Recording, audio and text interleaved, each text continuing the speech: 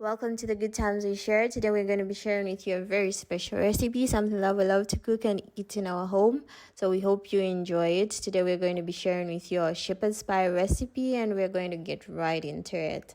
So the first step is you're going to peel 10 medium-sized or 5 large potatoes, which can serve about 6 to 8 people. So you're just going to peel them and cut them nicely. And then after that, you're going to put them in a nice big pot to boil. Make sure you have enough water. At this point, you can add a bit of salt as you boil them, but I don't because I feel like the filling has got enough salt for me. So when they've boiled until a point where they break this easy, you're going to drain them off and put them aside to cool. As you let them cool, you're going to prepare your other ingredients for your mince, which are your carrots, which you're going to peel real nice, and then you're going to cut them into really nice fine pieces. So you're just going to cut them into small strips like this, and then really nice small pieces, because you kind of want them to blend really well with the mince, somewhat disappear in there. The next step is you're going to cut your onion somewhat in the same fashion, really small and nice as well. The next step is you're going to cut your green beans. I prefer green beans as opposed to peas, which most people use, but if you want to go with peas, please feel free to use peas instead of the green beans. And then you're going to do your paper. My papers were frozen, so I put them in a bit of water and then just cut them up. Then you're going to get a nice big tomato, which you're going to grind or just grate, because you just want the tomato to be nice and fine. So if you do not have this, you can just grate them nicely into that form.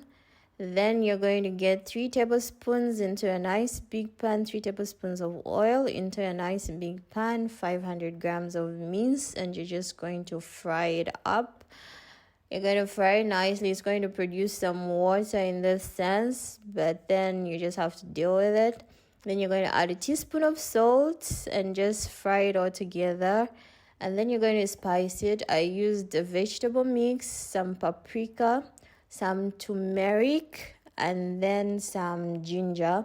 The vegetable spice can be exchanged for black pepper. I don't use black pepper because somebody in this house gets a stomach ache. So you're just going to mix it up like that. And then next you're going to add in your onions. Just fry it up for like 3 minutes together, and then your carrots, fry them for 3 minutes as well. And then after your carrots, you're going to add in your green beans, which you're going to fry for about 2 minutes. Fry them really nice and leave it to simmer for a minute.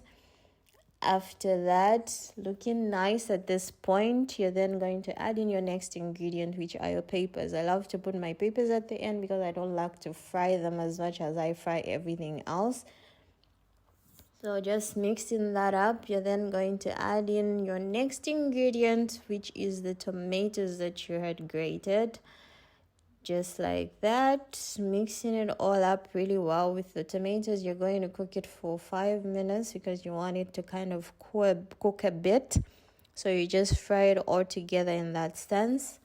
And then you're going to add in 2 teaspoons of all-purpose flour. I use all-purpose flour for a thickener because I kind of love to maintain just the natural flavors of my food. But if you want, you can add in whatever thickener you want. And then you're going to add in 2 cups of water, which you're going to boil. Not necessarily boil, but you're just going to simmer it, like leave it to simmer until it has a nice thick texture that you want. Before that, you're going to put in some sugar, a teaspoon of sugar, which balances off all the flavors nicely. After that, just leave it to boil, leave it to simmer until a thick level that you want. So when that is cooking, you're going to mash your potatoes. I recommend you do not use a blender to do this because it turns it into somewhat like an elastic mix. So just use the most manual means you can. So just break it all up. Just smash them all well as manually as you can.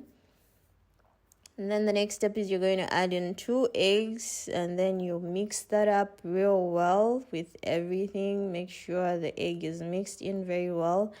Then a 1/4 cup of milk, which you're also going to mix up real well. After that, you're going to add in your last ingredient, which is your grated cheese. Whatever type of cheese you like, just mix it in well. Just 3 tablespoons of cheese, and you have a nice thick texture that you want for your mashed potato. So your mince is nicely simmered. You're then now going to put everything in a nice bowl. So you're going to put your mince first, layer it up real well, and then you're going to put in your potato, your mashed potato on top, which you're just going to level up on top of the mince, making sure you cover it all up. Go over with a fork, which just adds beauty, no science there. And then you're going to put on some cheese, because when the cheese cooks and bakes in the oven, it just makes it all look nice on top.